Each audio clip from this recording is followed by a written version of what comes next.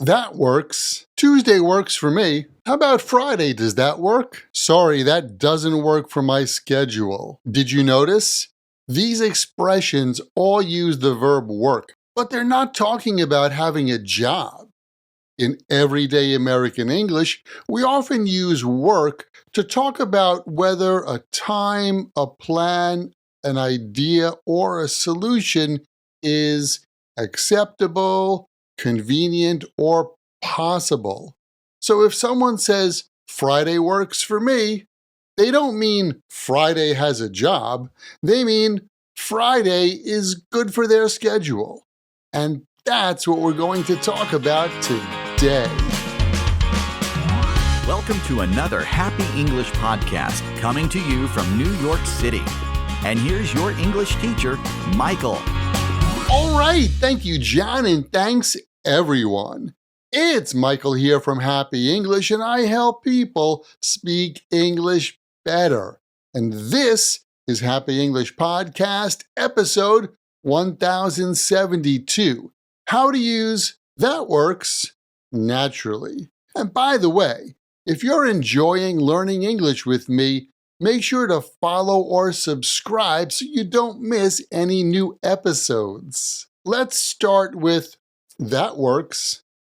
We use the phrase that works when we want to say that an idea, a plan, or solution is acceptable. For example, imagine your friend says, "Oh, how about meeting at 6 instead of 5? And you think about it for a second and you say, yeah, that works. In other words, that plan is fine with me. Or maybe your coworker says, "Oh, hey, let's have the meeting on Zoom instead of in person." You could reply, "That works." In other words, the solution is acceptable. Here's another example. If your spouse asks, "Hey, how about pizza for dinner?" You could smile and say, "Yeah, that works." Again, it doesn't mean pizza is working, it means you're okay with that idea. In a similar way, you can say that something works. Like when your friend says, "Oh, why don't we grab pizza for lunch?" If pizza is okay for you, you can reply, "Yeah, pizza works."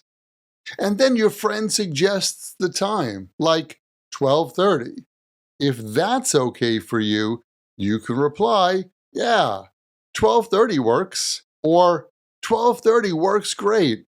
So we use something works when we agree to or accept someone's suggestion. Next, let's talk about works for me. This one's a bit more personal. When someone makes a suggestion and you say, "That works for me," you're saying that the plan or idea is good for my schedule, my situation, or my preference. For example, your friend says, "Let's meet at the coffee shop around 2." And you can reply, "That works for me," or "Works for me." That means 2 o'clock is good for your schedule. Or maybe your coworker says, "Hey, can you finish this by tomorrow morning?" And then you can answer, "Sure. Tomorrow works for me." That means the new plan is okay for you. And here's another example. Your family is deciding where to go on vacation, and someone says, "How about the beach?" So you could say, "Yeah, it works for me." That means you're fine with that idea. It's casual, natural, and very common. You can also ask someone, "Does that work?"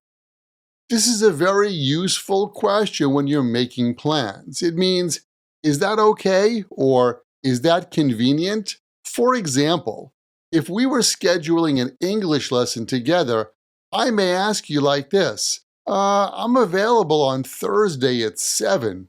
Does that work?" In other words, I'm asking if that time is okay. Or maybe you're planning lunch with a friend and you say, "How about noon? Does noon work for you?" Again, you're asking about the schedule. Here's another example. The doctor's office calls and says, We have an opening next Tuesday at 10:30. Does that work for you? It means, is that time okay for you? Next, and sometimes things are not convenient, not acceptable, or not possible. In these cases, you can say, that doesn't work. For example, your boss says, can you come in on Saturday morning? But if you already have plans, you could say, sorry, that doesn't work for me. Or maybe your friend says, let's meet at 8, but you finish work at 8:30. You could reply, 8 doesn't work for me. How about 9? Here's another example. You're trying to fit a new sofa through your apartment door. After measuring the doorway, you could say, oh no, that won't work. In this case, it's not about your schedule. It means the idea or the plan is not possible. And by the way, this use of work is not only for time. We also use it for plans, ideas, solutions, and methods. For example, imagine your computer is frozen and your friend says, hey, try restarting it. And you try and the computer starts working again. You could say, hey, that worked. Or maybe your team is trying to solve a problem at work and someone suggests a new system. You could say, yeah, that might work. That means the idea might be successful. Or maybe you tried using an app to study English, but it didn't help. You could say, that method really didn't work for me. Now, let's compare these expressions because they're close, but the feeling is slightly different. That works means the idea is acceptable. That works for me means the idea is acceptable for my situation. Does that work? That means, is that okay for you? And that doesn't work means it's not convenient or not acceptable or not possible. For example, if someone says, hey, let's meet Friday at 3, you could say, that works, meaning the plan is okay. Or that works for me means it fits your schedule. Or, sorry, Friday doesn't work for me, which means I can't do it then. One more thing. In everyday American English, people often use work this way instead of the word convenient.